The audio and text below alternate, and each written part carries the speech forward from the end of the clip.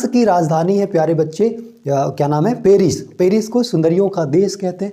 ये जो कटा फटा आप लोग देखते हो ना फैशन वाला ड्रेस जो आजकल नौजवान नौयुवतियाँ पहनती हैं, लफंगों वाली ड्रेस, कुकुर कटा हुआ वाला, याद है, ऐसे पैंट वैंट फटा रहता है।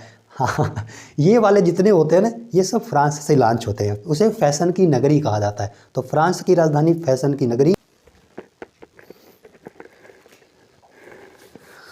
नमस्कार, जय हिंद, वंदे मातरम। कैसे हो आप सभी? मैं हूं संदीप कृष्ण पांडे और आप सभी का स्वागत करता हूं आपके अपने पसंदीदा यूट्यूब चैनल shauryaeducation.com पर। प्यारे दोस्तों, ये हमारा दूसरा यूट्यूब चैनल है जिस पर हम कंपटीशन के बच्चों को पढ़ाते हैं। आज के इस वीडियो में UP LT grade, TGT, PGT और साथ में सीटेट की तैयारी करने वाले जितने भी लोग बच्चे हैं उनके लिए खासकर रामबाण होने वाला ये वीडियो है। प्यारे दोस्तों, आज हम लोग इंटरनेशनल बॉर्डर लाइन, जिसे हिंदी में कहते हैं अंतर्राष्ट्रीय सीमा रेखा, उनके बारे में चर्चा करेंगे। ठीक है, तो वीडियो में अंत तक बने रहना। ज़्यादा समय न गवाते हुए क्लास को शुरू करूंगा। उससे पहले यदि आप चैनल पर पहली बार आए तो चैनल को सब्सक्राइब कर लेना और अगर फेसबुक पर देख रहे हैं तो वीडियो को शेयर जरूर करना। तो चलिए क्लास की शुरुआत करते हैं। खासकर हम जानेंगे कि आखिर में ये इंटरनेशनल लाइन, अंतर्राष्ट्रीय सीमा बनाया क्यों गया, इनकी ज़रूरत क्या हुई। प्यारे दोस्तों, हम सभी जानते हैं, जैसे आप सभी गांव में भी रहते हो, शहर में रहते हो, कस्बे में रहते हो, अलग अलग क्षेत्रों में अलग अलग लोग रहते हैं। तो आपने देखा होगा कभी कभी पड़ोसियों से झगड़ा हो जाता है, और जब पड़ोसियों से झगड़ा होता है तो उनके बीच में एक दीवार खींच दी जाती है कि भैया तू अपना देख, मैं अपना देख रहा हूँ, ऐसे करके। तो ऐसे जब दो देशों के बीच लड़ाई होती है तो उनके बीच कोई न कोई सीमा बना दिया जाता है कि ये बॉर्डर मेरा है, इसके बाद तुम हो, इसके अंदर मैं हूँ, इस तरीके से। ठीक है, तो दो देशों के बीच होने वाले कुछ विवादों के कारण उनके बीच सीमाएं खींच दी जाती हैं और इन सीमाओं को हम सब कहते हैं अंतर्राष्ट्रीय सीमा रेखा। तो अलग अलग देश हैं, अलग अलग देशों के बीच सीमा रेखा खींचा गया है। इन पर महत्वपूर्ण टॉपिक है। आइए क्लास को शुरू करते हैं बिना समय गवाए। सबसे पहले प्यारे बच्चों, हम सब बात करेंगे अपने भारत और पड़ोसी देश चीन के साथ जो विवाद है सीमा को लेकर के। चीन हमेशा दूसरे देशों पर अपना कब्जा करने पर आतुर रहता है, तो भारत वाले उनसे कम नहीं, भारत वाले लतेड़ देते हैं उन्हें कायदे में। ठीक है, तो भारत और चीन के बीच एक सीमा खींचा गया जिसको हम लोग कहते हैं मैकमोहन रेखा, इंग्लिश में कहते हैं मैकमोहन लाइन। पीछे मेरे मैप भी है और इस तरफ मैंने लिखा ताकि आप सब अच्छे से समझ सको। और मैप में पूरी वीडियो मैप से संबंधित है, तो मैं मैप के माध्यम से समझाऊंगा ताकि आप सब समझ सको। तो यहाँ पे सबसे पहले आपको याद रखना प्यारे बच्चे, ये किन दो देशों के बीच है? भारत और चीन। तो पहला प्रश्न यहाँ से बनता है, इसको क्लियर करके रखना माइंड में। व्याख्या मैंने क्यों किया है? ताकि आप सब समझ सको कि एक्चुअली में रीज़न क्या था इनके बीच सीमा बनाने का। यह 1914 में, याद रखना, जब पहला विश्व युद्ध शुरू हुआ था उस समय की बात कर रहा हूँ। 1914 में शिमला समझौते के अंतर्गत तय की गई थी। यह भारत के अरुणाचल प्रदेश और चीन के तिब्बत क्षेत्र के बीच सीमा निर्धारित करता है। तो सबसे मोस्ट इम्पॉर्टेंट, और ये 2015 पीसीएस में पूछा गया प्रश्न है। ठीक है बच्चा, याद रखना 2015 में पीसीएस में पूछा गया था कि भारत के बीच जो सीमा खींचा गया, भारत और चीन के बीच जो सीमा खींचा गया जिसका नाम मैकमोहन लाइन है, वो भारत के किस क्षेत्र पर है? तो अरुणाचल प्रदेश नाम याद रखना राज्य का। मैप इसीलिए लगाया हूँ ताकि आप सब इसे समझ सको। चीन इसे पूरी तरह मान्यता नहीं देता। चीन कहता भैया मैं तो नहीं मानूंगा, भारत वाले कहते हैं बहुत मारेंगे, नहीं मानोगे तो बेटा। ठीक है, तो ये मैप है आपके सामने और ये चीज़ ध्यान से देखना। इधर से हमारा ऐसे यूपी, नेपाल, बिहार ना, अब ये अरुणाचल प्रदेश है, ऊपर का हिस्सा चीन, थोड़ा सा तिब्बत वाला एरिया भी है। तो ये जो लाइन है जहाँ पे मैं येलो कलर नहीं, ब्लैक कलर से लाइन खींचूंगा, यही है प्यारे बच्चे मैकमोहन लाइन। इसीलिए देखो यहाँ पे इमेज में दिखा है मैकमोहन लाइन, जो भारत और चीन के बीच है। अरुणाचल प्रदेश से इसका बॉर्डर बनता है। तो इससे यहाँ से इससे ज़्यादा क्वेश्चन नहीं बनेंगे, इसको याद रखना है। ठीक है, वीडियो अच्छा लग रहा है, समझ में आ रहा है तो शेयर करो और कमेंट ज़रूर करो अपना। अब दूसरा देश बात कर लेते हैं भाई, भारत और क्या नाम है, पाकिस्तान के बीच एक रेखा खींचा गया जिसको हम लोग कहते हैं रेड क्लिफ। ये अंग्रेज थे, भारत में आए थे, इनका नाम सर रेड क्लिफ था, इन्होंने खींचा था। ठीक है, 1947 में भारत और पाकिस्तान के विभाजन हुआ, यानी भारत अपना 15 अगस्त 1947 को स्वतंत्रता दिवस मनाया और 14 अगस्त 1947 को पाकिस्तान ने स्वतंत्रता दिवस मनाया। ठीक है, तो दोनों देश अपना अलग अलग राजपाट करने लगे भाई। उनके बीच में एक बॉर्डर खींच दी गई जिसको हम लोग क्या नाम दिए प्यारे बच्चे, जिसको हम लोगों ने, अच्छा ब्लैक के कलर में कह रहा हूँ, क्यों चल नहीं रहा है, ठीक है, जिसको हम लोगों ने रेड क्लिफ लाइन कहा। ठीक है, यह रेखा बनाई गई थी, इसी के आधार पर भारत और पाकिस्तान की अंतर्राष्ट्रीय सीमा तय की गई है। ये कितने राज्यों से है? बोलेंगे 4 राज्यों से। पंगु राज्य याद रखना प्यारे बच्चे, पंजाब, गुजरात, राजस्थान और जम्मू कश्मीर। तो जम्मू कश्मीर इधर है, ठीक है, इसको याद रखना, इनके बीच नहीं, ये 3 राज्य ऐसे। तो ये पाकिस्तान आप देख पा रहे हो ग्रीन कलर में, और ये अपने येलो कलर में इंडिया जी हैं, ठीक है, मतलब भारत है अपने। तो इनके बीच ये सीमा खींचा गया, तो यहाँ से भी याद रखना है, इससे भी क्वेश्चन बनता है। आपको लग रहा होगा बहुत इजी है, अभी धीरे धीरे हार्ड की तरफ बढ़ेंगे, टेंशन नहीं लेना। चलो क्लास को अंत तक देखना, बहुत ही छोटी वीडियो है और अच्छी जानकारी है, तो देखो, शेयर करो और क्या नाम है, कमेंट्स करो अपने। ड्यूरंड रेखा, इसे ड्यूरंड रेखा या डूरंड रेखा दोनों कहते हैं। ये रेखा प्यारे बच्चे पाकिस्तान और अफगानिस्तान के बीच खींचा गया है। ठीक है, पाकिस्तान और अफगानिस्तान के बीच रीजन समझते हैं। 1893 में बनी यह अफगानिस्तान और पाकिस्तान के बीच सीमा निर्धारित करती है। अफगानिस्तान इसे विवादित मानता है। अब आपके मन में एक छोटा सा प्रश्न आ रहा होगा, सर कैसा प्रश्न? प्रश्न ये कि भाई भारत और पाकिस्तान के बीच विभाजन तो 1947 में हुआ है ना, तो ये 1893 की बात क्यों कर रहे हैं? एक्चुअली में जो पाकिस्तान है उस समय भारत के अंडर ही था, पर जब ये खींचा गया था तो उस समय भारत और अफगानिस्तान के बीच सीमा कहा जाता था, पर जब ये पाकिस्तान के हिस्से पे चला गया तो भाई पाकिस्तान और अफगानिस्तान के बीच कहा जाने लगा। ठीक है, इसको याद रखना, कंफ्यूजन नहीं होना। कभी कभी ऐसे भी प्रश्न बनता है कि भारत और अफगानिस्तान के बीच सीमा डूरंड, ऐसा भी विकल्प देखने को मिला है। वो तब लगाना जब आपको पाकिस्तान नहीं देगा, और पाकिस्तान अफगानिस्तान देगा, तब आपको विकल्प चुनना है भाई डूरंड पाकिस्तान अफगानिस्तान। ठीक है, तो 1893 में ये चुना गया था। अब इसको ध्यान से देखना, ये अपना प्यारा सा, प्यारे दोस्तों, इंडिया है, आप देख पा रहे हो, रेड कलर ले लो सर, हाँ ये इंडिया है अपना। ठीक है, बगल में ये पाकिस्तान है, थोड़ा सा कुत्ते जैसा इनका, मतलब जैसे बैठते हैं ना डॉगी खाना खाते समय आपके सामने, तो उसी हिसाब से इनका मैप है।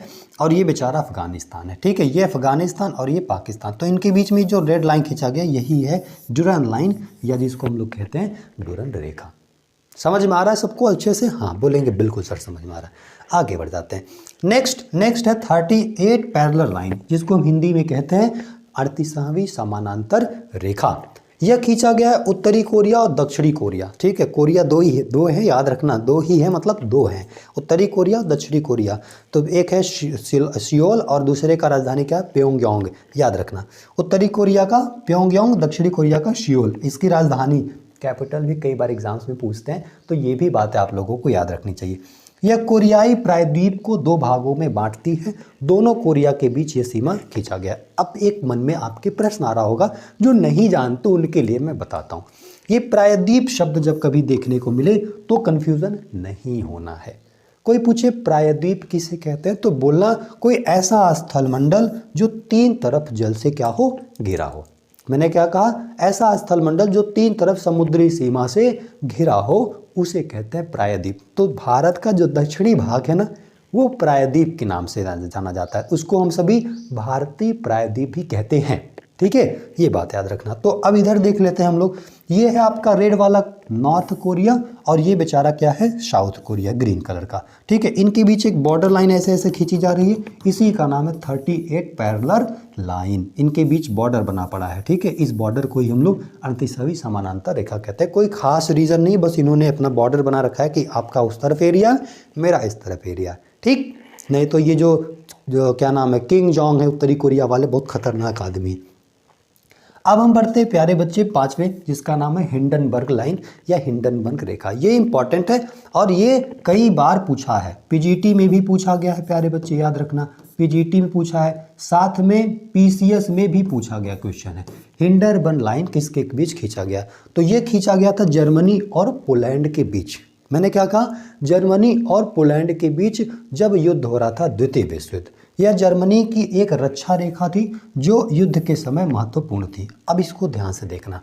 ये है प्यारे बच्चे आपका, इस तरफ का एरिया जर्मनी है, ठीक है, और इस तरफ का पोलैंड। थोड़ा सा मैंने पोलैंड को ज़्यादा बड़ी मात्रा में दिखाया है। तो ये जो लाइन आप देख रहे हो, ये इसको ध्यान से देखना, इसमें डबल लाइन है। डबल लाइन क्यों है? अबे आगे वाले में आपको समझ में आ जाएगा। ये है प्यारे बच्चे, ये जो लाइन आप मैं खींच रहा हूँ इसी का नाम है हिंडनबर्ग लाइन, ठीक है, जर्मनी और पोलैंड के बीच। फिर बाद में इन्होंने एक और रेखा खींचा जिसको इन्होंने नाम रखा ऑर्डरनाइस रेखा, या इसको ऑर्डरनीसे भी कहते हैं। क्या कहते हैं? ऑर्डरनीसे भी कहते हैं या ऑर्डरनाइस कहा जाता है। ये भी जर्मनी और पोलैंड के बीच ही है, दोनों हैं, ठीक है। तो दोनों है, तो ये तो आपकी हिंडनबर्ग हो गई 2 लाइन। तो ये जो लाइन खींची गई ये दूसरी वाली प्यारे बच्चे, इसका नाम इन्होंने क्या रखा? इसका नाम इन्होंने रखा ऑर्डरनाइस रेखा। समझ में आ रहा अच्छे से? मैं ज़्यादा स्पीड करके नहीं पढ़ाऊंगा, आराम से समझाऊंगा, ठीक है। फिर PYQ भी हम लोग करेंगे आगे। चलो अब हम पढ़ते हैं मैजिनो, इसको मैगी नॉट भी कहते हैं, याद रखना पेपर में ऐसे भी लिखा मिलता है मैगी नॉट। मैगी नॉट रेखा कौन कौन देशों के बीच खींचा गया है? तो ये खींचा गया फ्रांस और जर्मनी के बीच, है ना। फ्रांस की राजधानी है प्यारे बच्चे, क्या नाम है? पेरिस। पेरिस को सुंदरियों का देश कहते हैं। ये जो कटा फटा आप लोग देखते हो ना फैशन वाला ड्रेस जो आजकल नौजवान नौयुवतियाँ पहनती हैं, लफंगों वाली ड्रेस, कुकुर कटा हुआ वाला, याद है? ऐसे पैंट वैंट फटा रहता है। हाँ, ये वाले जितने होते हैं ना ये सब फ्रांस से लॉन्च होते हैं, उसे फैशन की नगरी कहा जाता है। तो फ्रांस की राजधानी फैशन की नगरी पेरिस, ठीक है। और पेरिस सी नदी के किनारे स्थित है, ये भी याद रखना है, कई बार इससे भी क्वेश्चन बनता है।